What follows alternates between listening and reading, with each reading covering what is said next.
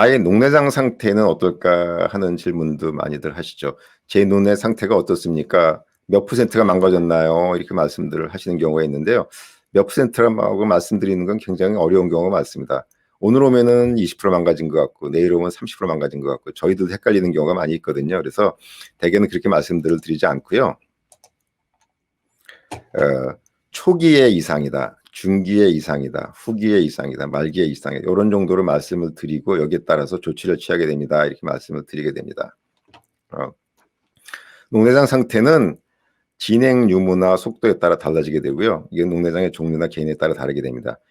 진행이 빠른 녹내장, 저희가 나쁜 녹내장이라고 다르게 표현할 수도 있죠. 이런 거는 2차 녹내장이나 폐장 녹내장 같은 경우는 진행이 빠를 수 있습니다.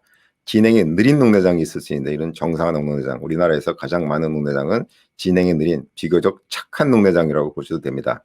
근데 좀 역설적인 게 2차 녹내장도 진행이 느린 경우가 있고 정상한 녹내장도 진행이 빠른 경우가 있기 때문에 이건 조금 더 의사분들, 의사 선생님들하고 상의해가면서 확인을 해야 되는 부분일 것 같습니다.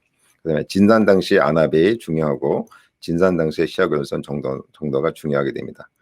뒤에 보시면은 제가 왜 이 말씀을 드렸는지 알 수가 있을 겁니다. 예를 들면 내 녹내장이 진행이 빠른 녹내장이고 신생활관 녹내장이나 이런 것이고 안압이 높고 처음에 오셨을 때 안압이 많이 높고 시야결선이 처음에 심했었고 치료에도 계속 나빠지면 이런 경우에는 앞으로 이유가 나빠질 가능성이 더 많다 이렇게 생각하시면 되고요. 반대의 경우는 있죠. 정상 안압 녹내장이고 안압이 높지 않고 초기에 시야결선이 심하지 않고 치료해도 큰 문제가 없다 싶으면 이것은 큰 문제가 없을 수 있다 이렇게 판단하셔도 큰 무리는 없겠습니다. 그래서 앞으로 제가 녹내장으로 실명될 확률이 얼마나 되나요? 이렇게 말씀드리기도 여쭤보는 분들도 많이 있죠. 근데 실제로는 정확히 예측하기는 매우 어렵습니다. 그러나 녹내장으로 실명되는 경우 대부분 다음의 경우입니다. 이거 아주 중요합니다.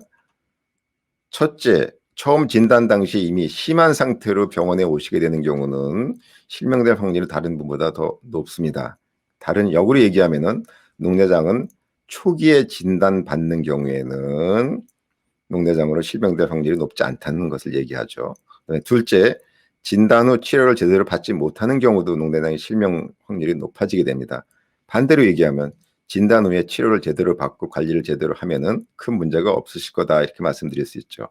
셋째, 진행이 빠른 녹내장의 경우에는 문제가 될 수가 있는데 이것도 치료를 제대로 초기에 잘 진단되고 초기에 치료를 잘 받으면 이것도 빠져나갈 수가 있습니다.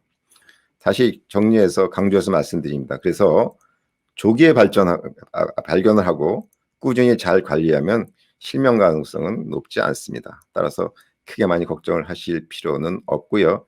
관건은 진단을 빨리 받으시는 것, 그다음에 치료를 제대로 받으시는 것, 이 두 가지로 보시면 되겠습니다.